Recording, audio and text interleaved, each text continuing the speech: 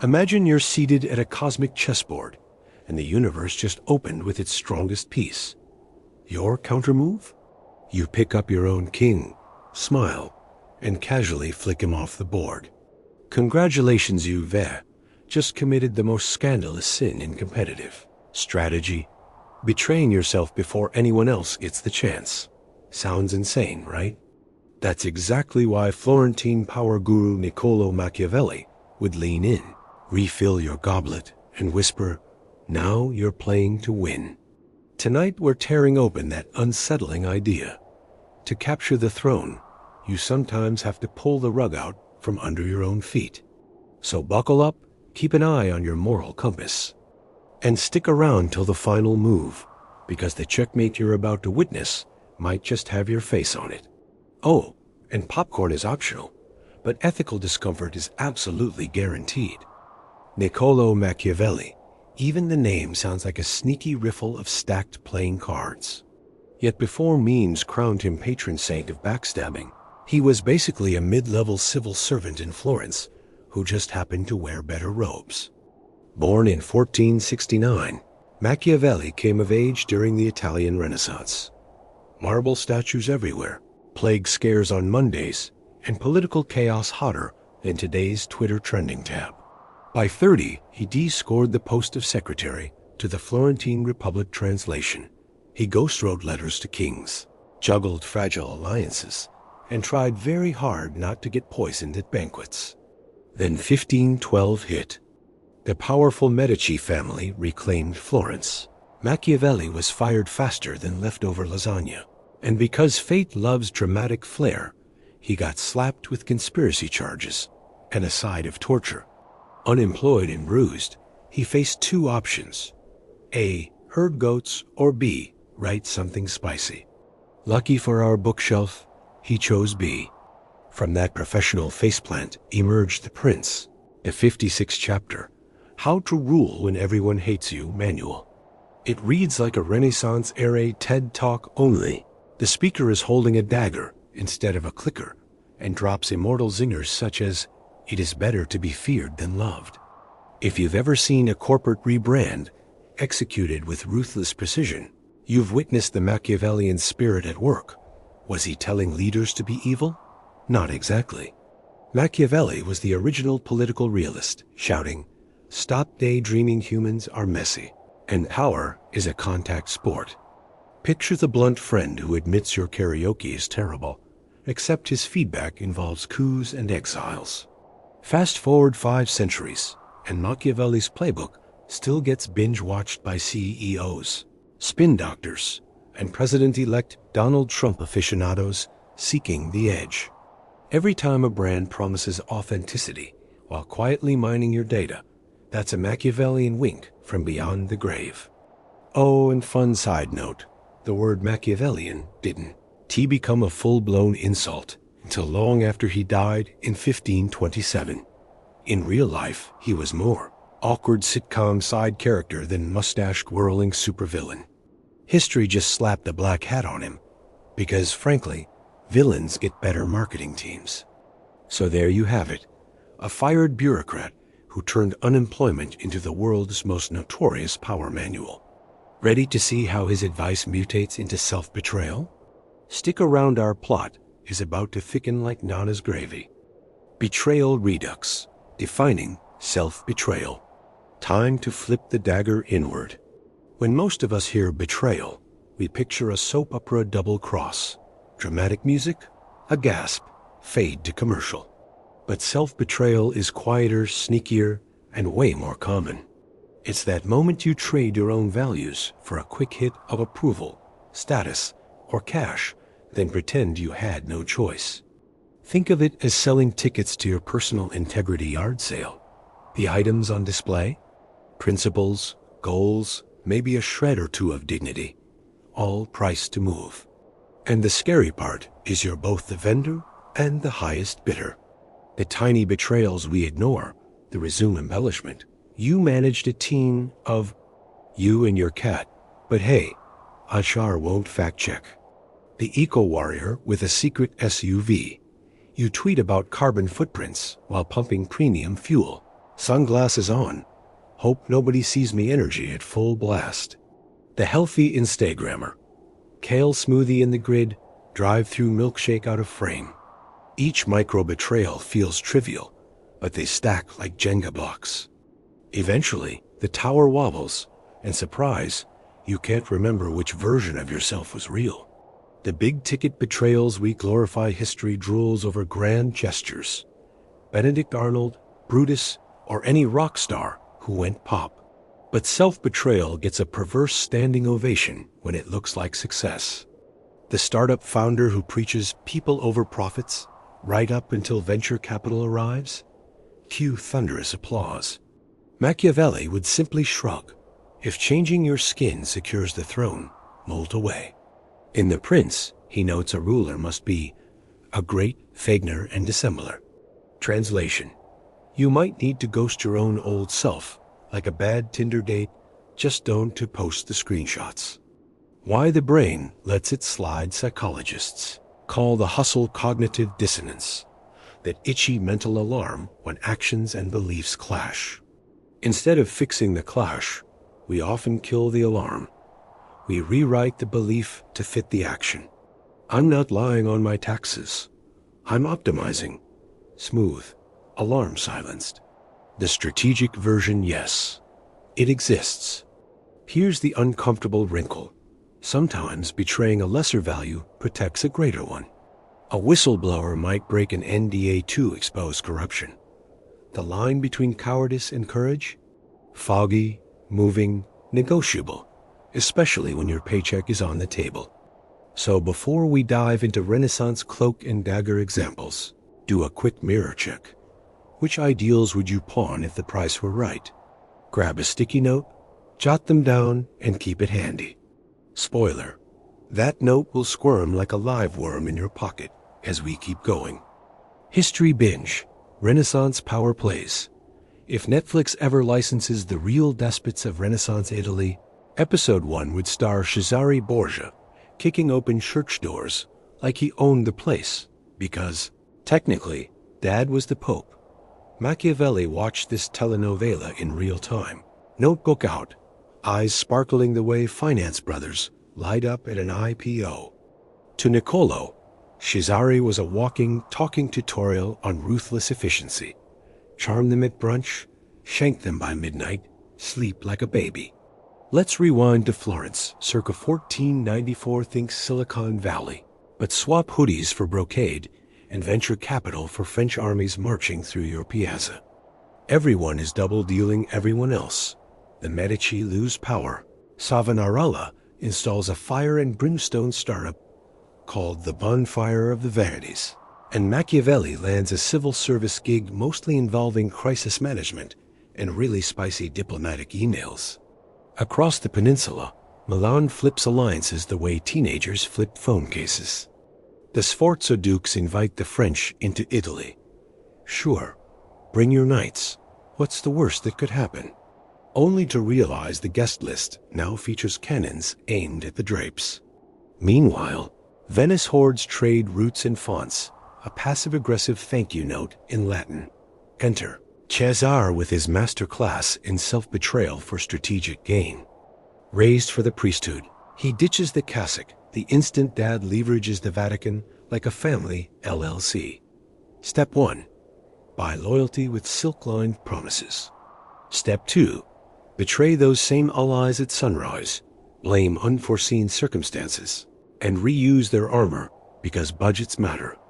Machiavelli shadowed Cesare on diplomatic errands, equal parts horrified and starstruck, scribbling lines that later became the prince. A wise ruler cannot and should not keep his word when such fidelity would damage his interests. Translation for 2025. Terms and conditions may spontaneously combust when inconvenient. But karma, ever the petty auditor, sent in Julius II, a new pope less fatherly, and more. Exhibit A in anger management case studies. Cesare woke up to find patronage revoked, armies defecting, and enemies licking their chops. His empire folded faster than a budget airline proof that even textbook betrayal has an expiration date. Florence wasn't any calmer. After a brief Republican experiment, the Medici stormed back like a reboot nobody asked for. Niccolò was sacked, tortured, and exiled to a vineyard history's way of saying, "Thanks for playing, now grow grapes." There, he distilled every ugly lesson he'd witnessed into desk drawer dynamite. The moral of this Renaissance highlight reel? In a landscape where loyalty was a luxury item, power belonged to whoever could betray themselves the fastest, discarding old identities. The way today as startups pivot from crypto to AI overnight. It's a reminder that self-betrayal isn't a glitch in the quest for dominance. It's the paywall. So pour another goblet of Chianti. Things are just warming up. Next, we'll crawl inside the human brain to see why it signs off on these moral contortions without calling IT support. Mind games, the psychology of betraying yourself. Grab your neural popcorn. Folks, we're stepping into the squishy theater between your ears, where every ticket is a VIP seat and the projector occasionally misfires. Cognitive dissonance, the brain's no big deal button. Picture your mind as an overeager intern who files everything under looks fine, even when the office is literally on fire. Cognitive dissonance is that sweaty moment when your actions elbow drop your values, and the intern desperate to keep the peace rewrites the employee handbook on the spot. Sure, I said honesty matters, but this little fudge is really just creative narration. Result, inner harmony restored, reality quietly re-stenciled. 10 seconds later, you're whistling, blissfully unaware your moral furniture is rearranged like a prank. Self-sabotage versus strategic self-betrayal. Not all self-betrayal is created equal. Sometimes you're torpedoing your own ship for reasons that make zero sense. Think doom scrolling at 2 knowing tomorrow's presentation starts at 9. That's self-sabotage. A kamikaze dive with no exit strategy. Strategic self-betrayal, on the other hand, is more Ocean's 11. You blow a small hole in the wall because you've mapped an entire vault behind it. The trick is convincing yourself the endgame justifies the plaster dust in your lungs. Spoiler, the line between genius and jackhammer is fuzzy, especially when you're holding the jackhammer. The role of identity.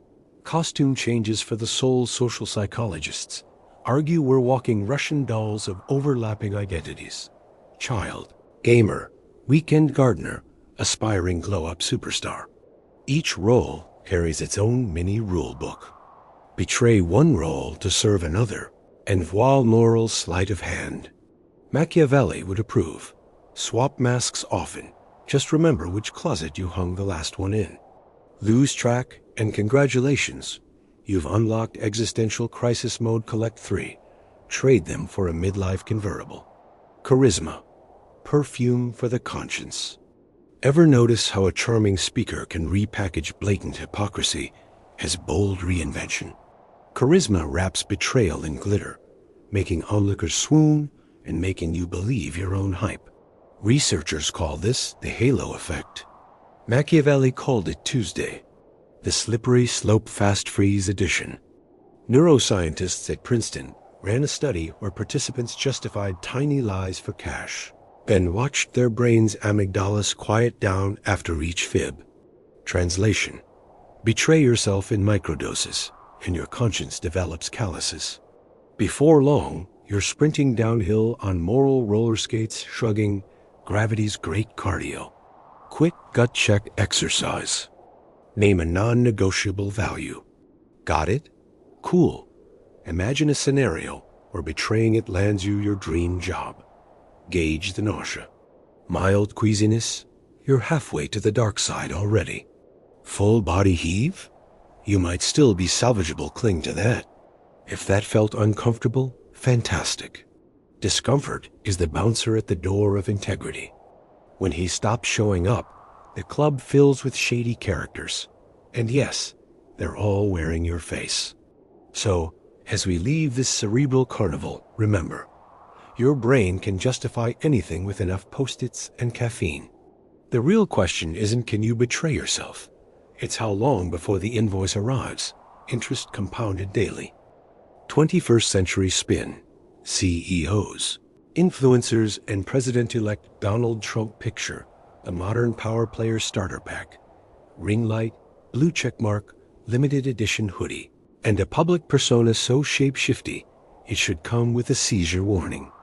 If Machiavelli's ghost could snag Wi-Fi, he'd binge LinkedIn and TikTok with a bowl of popcorn the size of Tuscany, cackling at how willingly we livestream our own self-betrayals for the algorithm's affection. Silicon Valley, pivot till you pop a disc. Take our favorite rocket-launching meme lord. 1 minute he's saving humanity via electric cars. The next he's renaming a bird app, X, firing half the staff, and declaring free speech absolutism.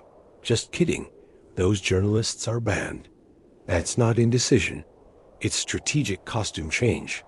Shareholders want growth? Zap, he's the efficiency czar. Regulators at the door? Poof, he morphs into persecuted innovator, cape flapping in a self-generated headwind. Each pivot nicks another slice off whatever core values were printed on the About page last Tuesday. But hey, the stock graph still spells to the moon, so the boardroom claps. The influencer industrial complex, meanwhile on TikTok, a vegan wellness guru signs a 7-figure cola deal to bring balance. Cue the comment section meltdown. Cue the tearful apology video. Cue the triumphant growth journey. Rebrand 4 weeks later. Repeat until the ring light burns out or the audience develops cynicism antibodies, whichever comes first. Influencers perfected a rapid cycle form of self-betrayal. Sell authenticity Monday, swap worldviews by Friday, harvest engagement analytics Sunday. We applaud because the confession arc feels intimate, even though it's storyboarded like Marvel Phase 5. Machiavelli advised rulers to appear virtuous. Influencers took notes, upsold the appearance, and monetized the penance merch. President-elect Donald Trump, the art of the re-intro now. Let's mosey over to Capitol Hill. President-elect Donald Trump's superpower isn't rhetoric. Golf swings or hair defying both wind and science. It's his capacity to molt faster than a YouTube rebrand. 1980s Trump? Manhattan mogul who only hires the best. Reality TV Trump? Populist billionaire who fires people for sport. Campaign trail Trump? Outsider promising to drain swamps he'd previously jet-skied. Critics scream, flip-flop. But Machiavelli would tilt his fedora and say, adaptation, darling. When your base evolves, evolve faster. Pledge fiscal restraint until the ribbon cutting for $1 trillion project bearing your nameplate. Rail against media elites while dialing them nightly, because being feared and loved is a 2-screen experience now. Corporate purpose. The disappearing ink test. Remember those glossy sustainability reports? Check the fine print. Values expire with market cycles. A Fortune 500 gets caught union busting, then tweets #empowerment. A streaming giant axes half its diversity team, then funds a documentary on equity. Each stunt is a micro-level self-betrayal, justified as stakeholder flexibility. Translation: we're ruthlessly on brand about having no fixed brand. Audience hot seat, let's play Machiavelli or marketing. I'll name a slogan. You decide if it's from the Prince or a 2025 corporate deck. Results require decisive cruelty. Empathy at scale. Trust is earned in blood. Disrupt yourself before someone else does. Answers: 1 in 3 are Machiavelli's vibe. 2 in 4 fuel quarterly earnings calls yet. Notice how cozy they sound, side dash by dash side dot closing parenthesis. Takeaway: identity is the ultimate subscription. Service: here's the punchline. In the gig economy attention war, your public identity isn't a marble statue. It's a SaaS model cancel, relaunch, upsell premium virtues. The price? A tiny service fee of self-betrayal, auto-billed in silence each quarter. And we the audience keep hitting agree and continue, Because watching someone else trade their soul feels safer than checking our own balance sheet. So, fellow spectators, scan your timeline. Which hero's glow-up was actually a values clearance sale? Drop your nominee in the comments. And remember, every like is a tiny endorsement of somebody's moral liquidation event. Moral hangover, power versus glory. Ever wake up after a questionable late-night snack run and think, wow, was that third burrito worth the stomach apocalypse? That, my friend, is the burrito's evil cousin, the moral hangover, and Machiavelli warned it strikes harder than any jalopy go. His fine print basically reads, seize the throne if you must, but don't expect a ticker tape parade, or even a hug. Power. Fast, loud, disposable power is the energy drink of accomplishments, rips your eyeballs open, gets stuff done, and leaves you jittery enough to tweet at 3 a.m. It's measurable and instantly gratifying. Perfect for binge-watching your own highlight reel. But like every energy drink, the crash is brutal. Ask any CEO ousted by an angry board, any influencer canceled before the sponsorship check cleared, or President-elect Donald Trump after election night 2020's cable news roller coaster. The spotlight moves on faster than you can say, rebrand, and suddenly the champagne tastes like flat seltzer. Glory. Slow, quiet, stubborn. Glory is the 8-hour slow brew coffee of achievement. The flavor only appears if you wait, and you can't microwave it. It's your name carved into metaphorical marble long after the hashtags stop trending. Unfortunately, it demands integrity, consistency, and that pesky thing called principle, which tend to slow down quarterly earnings. Machiavelli's own life is Exhibit A he chased. Relevance through political schemes. But 5 centuries later, we quote him not because he held power, but because he captured a deeper, if uncomfortable, truth. Glory snuck up on him while he was exiled in sweatpants, writing angry letters to princes. The hangover math. Win at any cost gives immediate power boost plus future reputation interest. Maintain power gives continuous self-betrayal installments, now with variable APR. Collect glory gives. Pay up front in patience and moral fiber, but dividends compound forever. Most of us choose the first plan because the sales rep is persuasive and the contractual font is microscopic. By the time the collection agency shows up, it's too late to refinance your conscience. Can you have both? Sure, if you're ready for monk-level discipline and lightning-fast adaptability that somehow never bends your core. In other words, unicorn territory.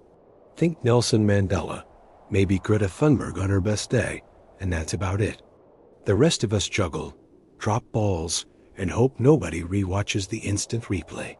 So next time an opportunity whispers, just this teeny compromise for a giant win, picture tomorrow morning you staring into the bathroom mirror, mascara smudged asking, was it worth it?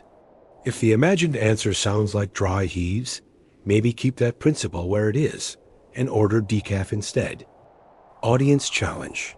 Would you pull the lever? Cue the dim lights and ominous game show music. In front of you glows a single lever labeled Win Instantly. Slam it down and every dream you've ever posted on your vision board materializes by tomorrow morning corner office. Bestseller badge, personal jet with mood lighting. But the lever also deletes one core value you sort of mostly claim to live by. Poof, gone from your moral DNA like a bad file off your hard drive. You don't get to pick which value. The universe spins the wheel. Maybe it's honesty, maybe compassion, maybe your solemn vow never to eat pineapple on pizza. You have 10 seconds. 3, 2, 1. Would you pull?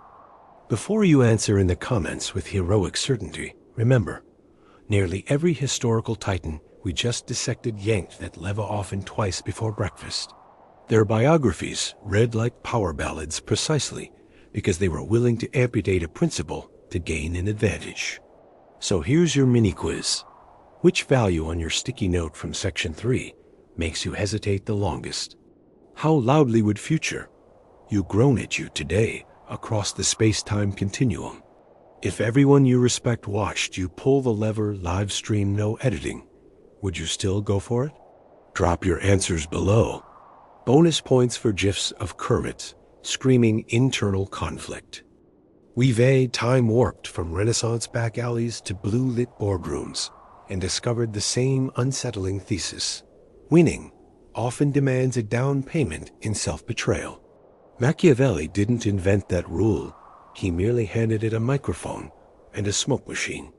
So, 3 insomnia-inducing takeaways. Know your price tag. If you haven't named the values you'd never auction, someone else will set the price for you, usually at a discount. Audit the trade-offs. Power delivers thrills, but glory accrues interest. Decide which currency you actually want jingling in your pockets 10 years from now. Stay conscious. Betrayals grow in the dark. Keep the lights on with mentors, true friends, and the occasional, brutally honest mirror chat. If you enjoyed being intellectually drop-kicked across 5 centuries, smash that like button, share with a friend who owes their soul on layaway, and subscribe for our next episode. Winning without selling your soul? Does it even exist? Until then, may your ambition be fierce, your conscience louder, and your lever hand just a tad shaky.